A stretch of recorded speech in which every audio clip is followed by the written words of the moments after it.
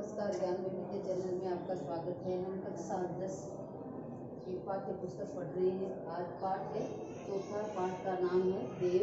देव की हम पद पढ़ रहे और काव्य खंड से संबंधित है।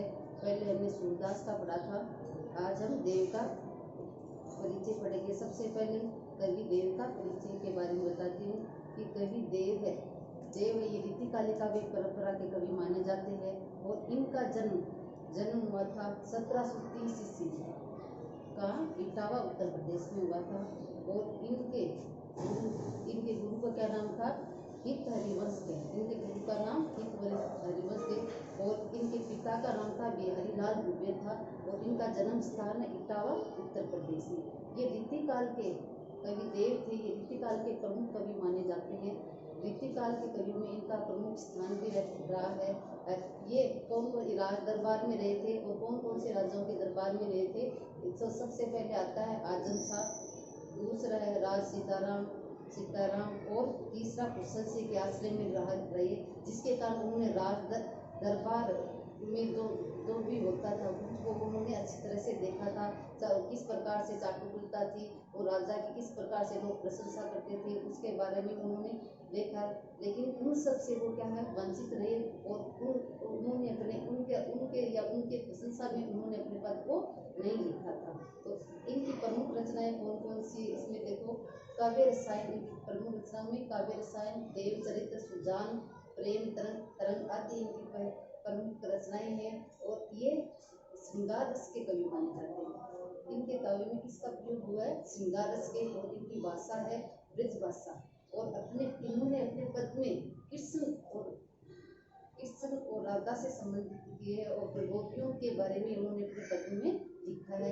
और इसके अलावा उन्होंने पद्यों में वियोग का वर्णन, गोपियों के वियोग का वर्णन भी इसमें किया है। तो हम इसकी शुरुआत करते हैं। पाठ परिचय में है कि यहाँ निर्धारित कविता में देव ने अपने आराध्य श्री कृष्ण को मतलब श्री कृष्ण को आराध्य मानकर उनका ही क्या किया था? गुणगान किया था।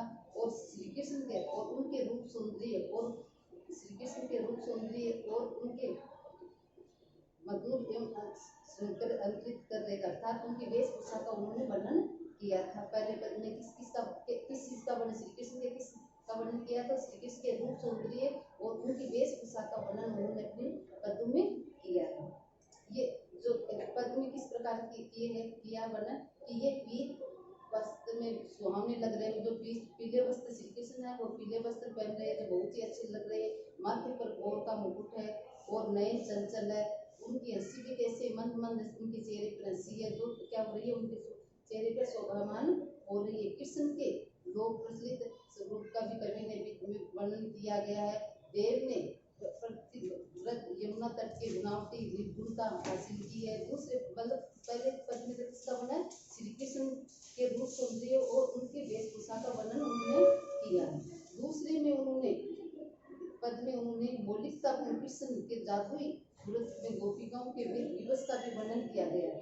गोपी की व्यवस्था का वर्णन किया है। और तीसरे में वर्षा काल का उन्होंने वर्णन। तो इसमें तीन पद है। तो पहले में श्री कृष्ण के रूप सौंदर्य और वेशभूषा का, दूसरे में क्या किया है? गोपियों की व्यवस्था का वर्णन किया और तीसरे में वर्षा काल का वर्णन किया गया। इस प्रकार से ये तीन पद है। तो सब पदों से हम शुरुआत करते हैं।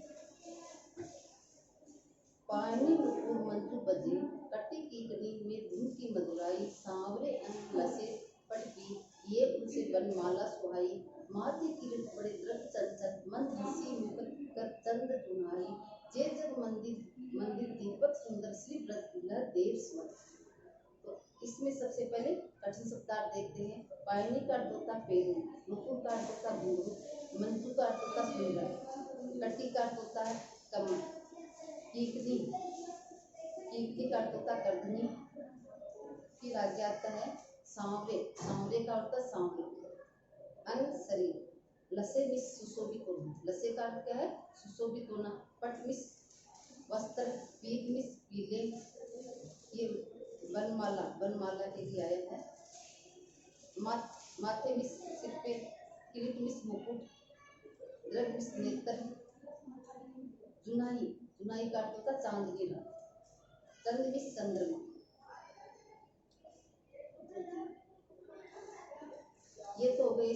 कठिन, जग में संसार, ये कठिन शब्दार्थ हो गए हैं।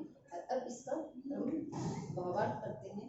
तो इसमें इस पहले पद में क्या बताया था मैंने कि इसमें श्री कृष्ण के रूप, सौंदर्य और वेशभूषा का कवि वर्णन करता हुआ कह रहा है कि पानी कि श्री कृष्ण के पैरों में क्या है, घुंघरू बज रहे हैं। पैरों में क्या बज रहे, घुंघरू बज रहे हैं। कट्टी की में धुन की मुद्राएं और कमर में कर्दनी है, जो मधुरी धमनी, कमर में क्या पहन रखी है उन्होंने, कर्दनी पहन रखी है, जिसके कारण मधुरी, उसकी धुन है मधुरी सुनाई दे रही है। सांवले अंग और सांवले शरीर पर, लस्से पट पीत और सांवले शरीर पर उन्होंने क्या धारण कर रखे, पीले वस्त्र धारण कर रखे हैं। ये उनसे वनमाला से हृदय में वन की माला सुशोभित हो रही, उनके हृदय में क्या पहन रखा है, वन की माला है तो सुशोभित हो रही है। माथे किरीट, और माथे पर क्या है, सिर पर क्या धारण रखा है, मुकुट को धारण कर रखा है। बड़े तरफ चंचल, और उनके नेत्र कैसे है, बड़े और चंचल है। मंद से चंचल भाई, और उनके मुख पर जो मंद चांद, मंद हसी जो चांदनी रात में चंद्रमा के समान सुशोभित हो रहे। जिस प्रकार चांदनी रात में चंद्रमा सुशोभित होता है, उसी प्रकार उनके मुख पर जो मंद हसी वो सुशोभित हो रही। किसके मुख पर, श्री कृष्ण के मुख पर सुशोभित हो रही। जय जग मंदिर दीपक सुंदर श्री दुर्गा देव साई, जिस प्रकार जय जग मंदिर दीपक सुंदर, जिस प्रकार संसार रूपी मंदिर में दीपक सुंदर लगता है, श्री देव साई, साई में साई, उसी प्रकार ब्रज दुल्ला है, ब्रज दुल्ला किसके लिए है, श्री कृष्ण लिए, वो सबका साई, संसार में सबका साई बने, अर्थात श्री ब्रज दुल्ला है वो संसार में सबके साई। पहले पद में ये चीज बताई गई है कि जिस प्रकार, पहले तो क्या आया, पहले दो लाइनों में तो क्या है, श्री कृष्ण ने वेशभूषा का वर्णन किया है और रूप सौंदर्य का भी उन्होंने वर्णन किया है। और अंत में क्या बताया कवि देव ने कि जय जग मंदिर दीपक सुंदर, जिस प्रकार संसार रूपी मंदिर में दीपक सुंदर लगता है, श्री ब्रजदुल्ला देव साई, साई में साई, उसी प्रकार ब्रजदुल्ला श्री कृष्ण है सबके क्या बने, सहायक बने। पहले पद में ये चीज बताई गई। अब दूसरा पद है, अब इसमें क्या है, गोपियों की विविधता की, गोपियां क्या कर रही है कि हमारी आंखें है वो मधुमक्खी की तरह श्री कृष्ण प्रेम में, जिस प्रकार मधुमक्खी होती है वो शहद में डूब जाती है, उसके पंख भी क्या है पूरी तरह से उसमें डूब जाते हैं, उसी प्रकार हमारी आंखें भी है वो श्री कृष्ण के प्रेम में पूरी तरह से डूब गई है, जिसके कारण हम निकालने की कोशिश कर रहे हैं और हम श्री कृष्ण से अपना मन हटाने या अपने आंखों को उठाना चाहते हैं, लेकिन वो हट नहीं पा रही है, वो पूरी तरह से किसमें डूब गई है, श्री कृष्ण के प्रेम में डूब गई है। उसका वर्णन अपनी व्यवस्था के, आंखों की व्यवस्था का वर्णन करती हुई श्री कृष्ण के प्रेम का वर्णन करती हुई गोपियां कह रही है कि धार में धाय दसी निर्धार भवे जाय पसी उसी न अबे री अंगराई गिरी जहरी गई फेरे रे पीली और गिरी नहीं ईली दे बचु अपनो बसना रस लालच भई चेरी वेगी ही बूढ़ी गई पंखियां अखियां मधु की मक्खियां गई मेरी। अब गोपी क्या पहले इसके अच्छी शब्दार्थ देख लो कि धार का से धारा, धार का अर्थ धारा, धार दूसरा शब्द इसमें है धाय, धाय मीन्स तोड़कर, दस मीन्स फंसना, फिर है अबेरी तो निकालने से भी, अंगराई, अंगराई मीन्स अंगड़ाई लेकर के, गहरी गहराई में, गहरी मीन्स पकड़ कर, फेरे मीन्स फिराने से भी, रस लालच, रस की लालची, चित्त मिस देखते, चित्त का क्या होता है देखते, किसको देखते, ये श्री कृष्ण को देखते ही उसकी आंखों के लिए आया। वेगी मिस सिगरेट, बूढ़ी मिस होता डूबना, पखिया मिस पंख, मधु मिस शहद के लिए आया, और मक्खियां मधुमक्खी के लिए आ गया, और भई मिस हो गई। ये तो हो गए इसके कठिन शब्दार्थ। इसका अर्थ करते हैं कि धार में धार दसी निराधार हवे जाय पसी उक्सी न उपरे उक्सी न अबेरे। तो इसमें क्या गोपी क्या करे कि धार में धार दसी निराधार हवे जाय पसी, कि गोपी क्या कर रही है कि मेरी जो आंखें है बिना धारा के दौड़कर इस तरह से फंस गई है, धारा में दौड़ कृष्ण रूपी प्रेम की धारा में दौड़कर इस प्रकार फंस गई है। जाल फंसी से अरब निकालने से भी वो क्या है, निकल नहीं पा रही है। कि क्या कहना चाहती है गोपी कि मेरी जो आंखें हैं कि धारा अर्थात श्री कृष्ण के प्रेम रूपी धारा में इस तरह से धस गई, दौड़कर इस प्रकार से धस गई है कि वो निकालने से भी नहीं निकल पा रही। अंगराई गिरी गई और वो अंगराई लेकर के इस प्रकार गिर गई है कि फेरे न फिरे और गिरे न, फिर उसको घुमाने से और घेरने से भी वो नहीं गिर रही। अर्थात में गोपी चाहती है कि वो श्री कृष्ण के प्रेम से उसकी आंखें हट जाए, लेकिन वो क्या है, श्री कृष्ण के प्रेम में इस प्रकार आसक्त हो गई है कि उसको घेरने और घुमाने से भी वो नहीं हट रही है। अर्थात उसके प्रेम में वो पूरी तरह से क्या हो गई है, आसक्त हो गई है। गोपी में देव कछु अपनो बस ना, रस लालच भई चित्त भई चेरी, चेरी का अर्थ था दासी। कवि देव कहते हैं कि वो गोपी क्या करने लगी कि देव कछु अपनो बस, वो गोपी करने लगी कि अब इस आंखों पर मेरा कोई बस नहीं है। रस लालच लालचित भई गए, और रस की लालची वो आंखें है वो श्री कृष्ण की क्या बन गई है, दासी, चेरी दासी बन गई है। अर्थात उनकी श्री कृष्ण के प्रेम की वो दासी बन गई है, अर्थात श्री कृष्ण दासी वो बन गई। वेगी ही डूब गई, वेगी भी डूब गई करता, डूब गई करता, डूब गई। और सीख रही है क्या, डूब गई। पक्षियां अखियां मधुमक्खियां हो गई, अर्थात मेरी, अर्थात जिस प्रकार मधुमक्खी होती है वो शहद में उसके पंख डूब जाते हैं, उसी प्रकार से मेरी जो आंखें वो श्री कृष्ण के प्रेम में पूरी तरह से डूब गई है। जिस प्रकार मधुमक्खी के पंख डूबने के, शहद में डूबने के बाद में उसको बाहर नहीं निकाला जाता है, उसी प्रकार श्री कृष्ण के प्रेम में गोपी की है वो आंखें पूरी तरह से डूब गई है, जिससे वो निकालने से वो नहीं निकल पा रही है। इस प्रकार गोपी अपनी आंखों की व्यवस्था का अर्थात श्री कृष्ण के प्रेम का वर्णन करती हुई कह रही है कि मेरी जो आंखें है वो मेरे बस में नहीं रही है, वो श्री कृष्ण के प्रेम में इस तरह से आसक्त हो गई है जिसको निकालने से भी नहीं निकल पा रही है, और वो श्री कृष्ण की क्या बन गई है, दासी बन गई। ये कहना इसमें चाहिए। अब तीसरा पद है वो वर्षा काल का वर्णन है कि तो गोपी है वो सपना देख रही है, और सपने में क्या देख रही है कि वर्षा की झड़ी लग गई है, जिसके कारण से श्री कृष्ण है वर्षा ऋतु में श्री कृष्ण आके गोपी से कह रहा है कि तुम झूला झूलने के लिए चलो। तो ये बात सुनते ही गोपी क्या हो जाती है, फूली नहीं समा रही है, वो बहुत अधिक प्रसन्न होती है। लेकिन जैसे ही उसका सपना टूटता है वैसे ही उसकी नींद टूट जाती है, और नींद टूटने के कारण उसका पूरा वो सपना देख रही थी श्री कृष्ण के मिलन का, वो सपना क्या हो जाता है, चूर चूर हो जाता है। और उस क्या देखती है कि न तो श्री कृष्ण है वहाँ, न वर्षा है, बल्कि वो जो उसकी आंखों से जो वर्षा पानी बह रहा था, उसकी नेत्रों से आंखों के बह रहा था, वर्षा का नहीं था। ये इसमें पद में बताया गया। तो अब देखो शुरू करते।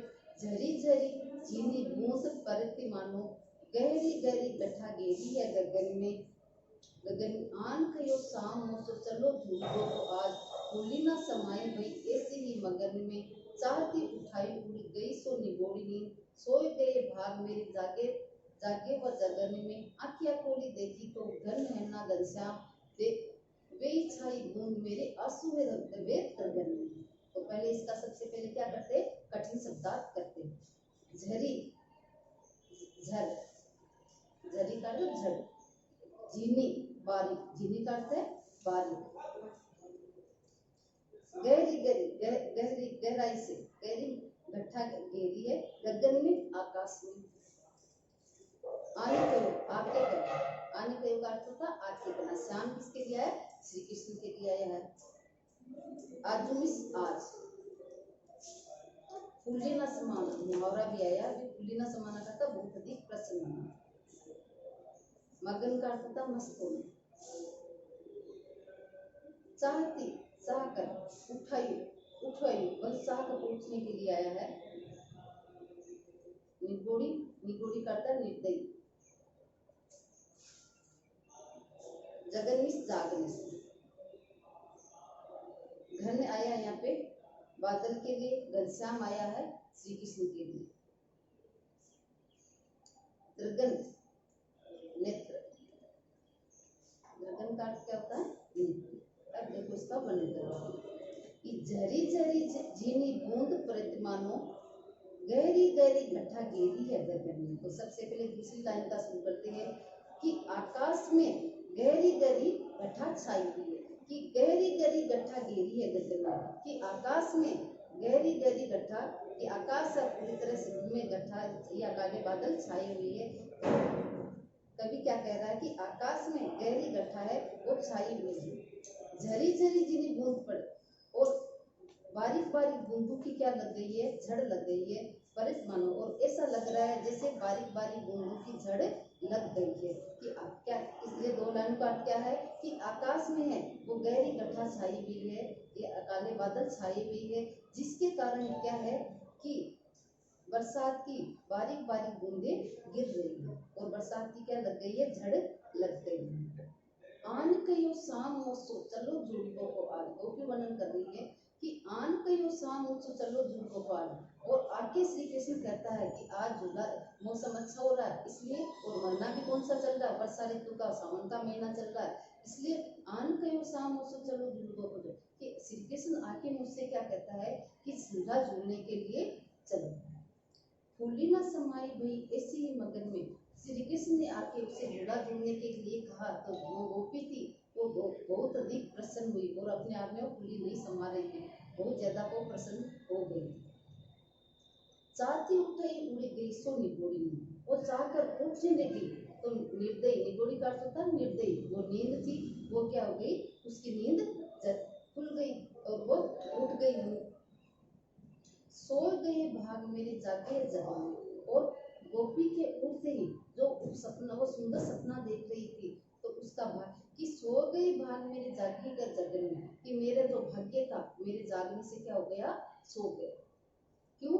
कैसे? उसे भाग्य को दोष कैसे दे रही है? क्योंकि वो श्री कृष्ण मिलने का मधुर सपना देख रही थी और क्या सोच रही थी कि श्री कृष्ण उसे आकर कह रहे हैं कि झूला झूलने के लिए, तो वो बहुत अधिक प्रसन्न हो रही थी। लेकिन जैसे ही उसकी नींद टूटी, नींद टूटने से वो गोपी क्या करे कि मेरे जागने से जो मेरा भाग्य था वो सो गया। आंखें खोली देखी तो घन है न घनश्याम, कि आंखें खोलकर मैंने देखा घनिष्ठ बादल, कि मैंने आंखें खोलकर देखा न तो बादल है न घनश्याम और न श्री कृष्ण है। वे छाई बूंद मेरे आंसू में वे दलदल में, और जो बूंदे छाई हुई थी, जो बारीक बारीक बूंदे छाई हुई थी, वो सपने में देख रही थी कि वर्षा ऋतु में बारीक बारीक बूंदे गिर रही है, वो बूंदे किसकी थी? उसके तो नेत्रों से आंसू बह रहे थे, उसकी तो बूंदे थी वो। तो इस प्रकार से गोपी है वर्षा काल का वो सुंदर सपना देख रही थी। इसमें प्रेम और मिलन और विच्छेद में दोनों का, यह सहयोग और वियोग दोनों का इसमें वर्णन किया गया है। भाषा इसमें कौन से? कवि की भाषा, देव की भाषा, ब्रज भाषा है। इस प्रकार ये 4 पद कवि देव के हैं। अब इसके प्रश्न करते हैं। तो सबसे पहले प्रश्न है कवि देव का जन्म स्थान। तो कवि देव का स्थान कहाँ बताया था?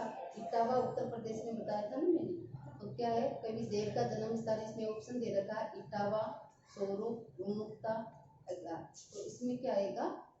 इटावा। गहरी गहरी गट्ठा में कौन सा शब्द अलंकार? गहरी गहरी, तो इसमें गह की आवृत्ति हो रही है, जहाँ गह की आवृत्ति बार बार में होती है तो क्या होता है? कौन सा अलंकार? अनुप्रास अलंकार आता है। जहाँ मनु की आवृत्ति बार बार में होती है तो कौन सा अलंकार होता है? अनुप्रास अलंकार। तो इसमें कौन किसकी आवृत्ति हो रही है? लहगर की आवृत्ति हो रही है, इसलिए इसमें कौन सा अलंकार आ गया? और एक ही क्रम में हो रही है। अनुप्रास अलंकार में होता है कि मनु की आवृत्ति होती है वो एक ही क्रम में, एक शब्द होता है और बार बार उसकी आवृत्ति होती रहती है, इसलिए कौन सा आ गया? इसमें अनुप्रास अलंकार आ गया। श्री व्रत दुर्लभ की संख्या किसे प्रदान की गई है? इसका उत्तर होगा, शुरू में पढ़ा था, पहले पद में आया था ये कि श्री व्रत दुर्लभ की संख्या किसे प्रदान की गई है? तो इसका उत्तर होगा श्री व्रत दुर्लभ की संख्या कृष्ण को प्रदान की गई है। रस की लालची और दासी कौन हो गई थी? रस की लालची और दासी कौन हो गई थी? तो रस की लालची और दासी गोपी की क्या हो गई थी? आंखें हो गई थी। अगला प्रश्न है श्याम ने किसे झूला झूलने के लिए आमंत्रित किया था? तो इसका उत्तर क्या होगा कि श्याम ने किसको झूला झूलने के लिए, गोपी को झूला झूलने के लिए क्या किया था? आमंत्रित किया था। अगला प्रश्न है अब है ये तो हो गई पर सबसे पहले वस्तुनिष्ठ प्रश्न आए, फिर अतिलघुत्मक प्रश्न आए, अब है लघुत्मक प्रश्न जो 5-5 लाइन वाले प्रश्न है। तो प्रश्न में देखते हैं, नेत्रों को मधुमक्खी के समान क्यों बताया गया? नेत्रों को मधुमक्खी के समान क्यों बताया गया है? तो इसका उत्तर होगा कि जिस प्रकार मधुमक्खियां रस में आसक्त होकर मधु में डूब जाती है, रसासक्त होकर क्या हो जाती है? मधु में डूब जाती है, और उसके पंख भी मधु में डूब जाते हैं, जिसके कारण वह बाहर नहीं, जिसके कारण वो निकलना चाहते हुए भी वो क्या नहीं कर पाती है? बाहर निकल नहीं पाती। उसी प्रकार गोपी या नायिका की आंखें प्रियतम कृष्ण के रूप माधुर्य में डूब जाती है, और फिर वह कोशिश करने पर भी वो नहीं निकल पा रहे। इस कारण उसे आंख नेत्रों को क्या कहा? मधुमक्खियों के समान बताया। अगला प्रश्न है, नायिका के भाग, ये लास्ट था, कि नायिका के भाग क्यों सो गए? तो इसका उत्तर होगा, नायिका नींद में ऐसा सपना देख रही थी कि कृष्ण उससे क्या कर रहे थे? झूला झूलने के लिए कह रहे थे। कहते सपन दशा में जो ही उसने उठने की कोशिश की, उसी तरह उसकी क्या थी? उसकी नींद खुल गई और वह मधुर सपन भी टूट गया। इस कारण नायिका की नींद खुलते उसका वो जो प्रिय मिलन का सपना था और उसका भाग्य था, वो क्या हो गया था? सो गया था। अगला प्रश्न है, जय जग मंदिर दीपक सुंदर से क्या तात्पर्य? जय जग मंदिर दीपक सुंदर से क्या तात्पर्य? इसका आशय है कि जिस प्रकार दीपक के जलने पर मंदिर में प्रकाश फैल जाता, पूरे संसार में प्रकाश, मंदिर में प्रकाश फैल जाता है, उसी प्रकार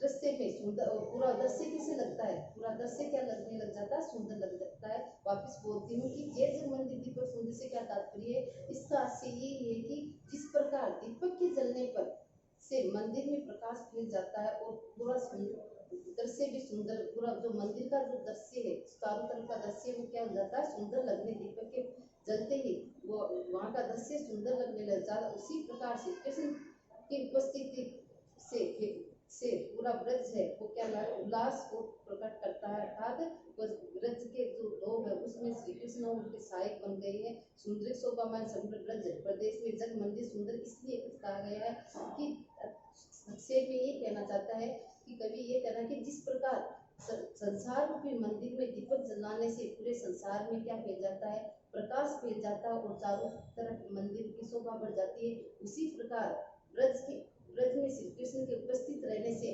पूरा हर्ष, वहाँ का वातावरण कैसे, हर्ष और उल्लास का वातावरण चारों तरफ क्या हो जाता है? फैल जाता है। ये थे प्रश्न उत्तर आज के लिए, इतना ही। काफी नमस्कार।